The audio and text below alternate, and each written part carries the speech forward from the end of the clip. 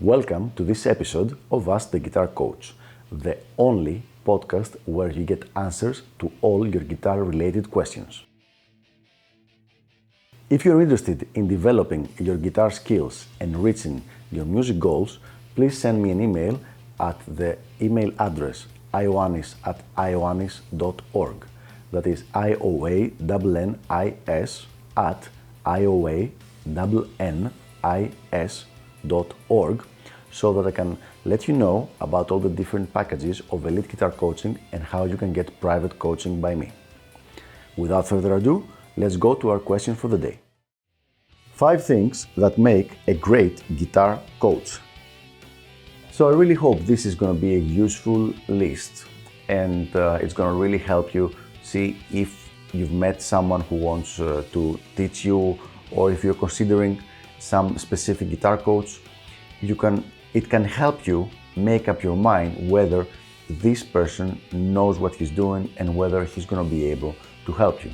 Now, in this list, I'm not going to consider academic qualifications, because these are also important, but this is not what this list is going to be about. So let's get started with number 1. Number 1, he listens carefully to the student goals. So, if a student comes to me, I listen very carefully to what his goals are, to what he wants to do. And I think I succeeded that, to not superimpose my goals or my desires on top of what the student wants to achieve. So, for example, if somebody wants to learn classic rock, we'll be working on material that helps him become a classic rock player. However, if someone wants to become a progressive guitar player, progressive metal guitar player, then we will be working on materials that will help him become that kind of player. It is not important what my goals are and what style I enjoy. As a coach, you're supposed to help the student reach his goals. And having said that, let's go to number 2. Number 2 is going to be quite the opposite of number 1. You have to listen to the student goals, but the teacher, the coach, has to absolutely dictate the learning process. Which means I will listen to what the student wants to achieve, and then I will make a process, a step-by-step process that will take the student from where he is right now and then help him develop his playing to where he wants to be.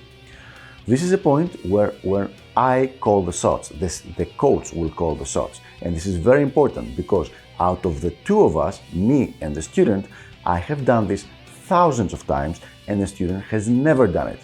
He has never taken himself or anybody else from a specific level and raised him to the next level. This is the first time for him, and I do this on a daily basis. So it would be totally stupid, I'm going to use this strong word again, to actually take the student's opinion on that. It would be like asking the patient who's ready to have an operation on what kind of anesthesia you're going to use, or what kind of scalpel the surgeon is going to use, or things that are specific on the process of getting the job done, which is actually the work of the specialist.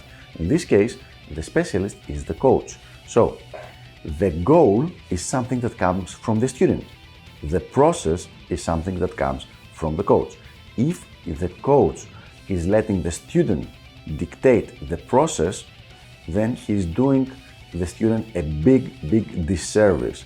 Means he's trying to keep him appeased and interested, but he's not helping him get better.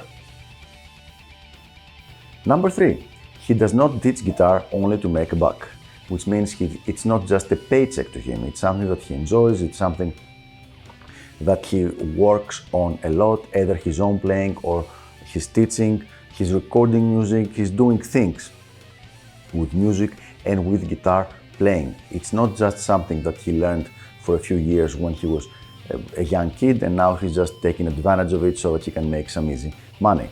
So music is a very big part of his life, and this is very important, both for practical reasons, because he can help the student with things that are actually helpful on the current musical environment, and also because it is an inspiration for the student.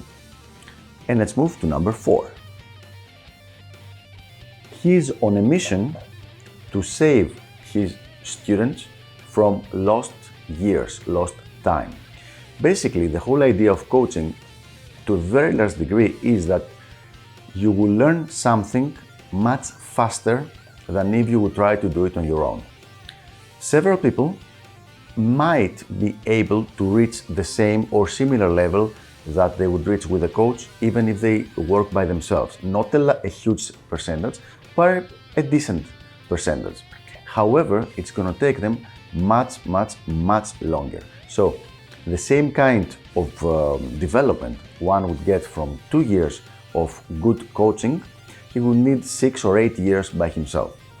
So a good coach is very aware of that, and he always keeps it in mind that his job, one of his jobs when he's coaching, is to save time to the student. Because if the student is happy with his playing at 25, let's say, then he has 50 or 60 years in front of his life to enjoy his playing. But if it takes him 10 or 15 more years, so he's not happy with his playing until he's 40, then the time he has to enjoy his playing is much less.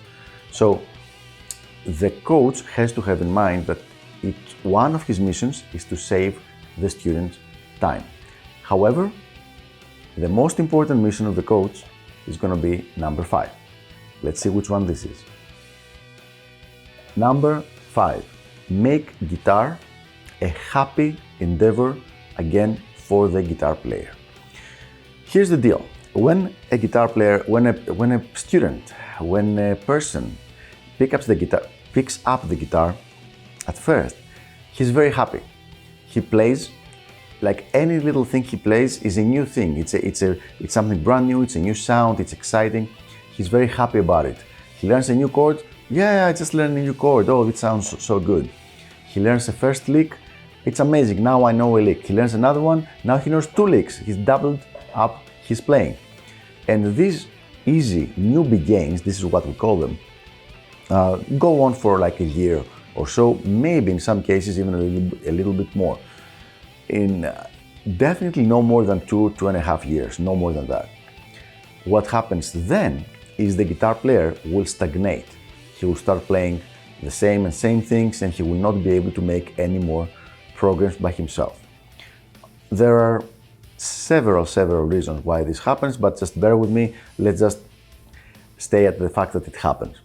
So the more time the player will stay at this stagnated level, he will become less and less happy with guitar and his guitar playing in general.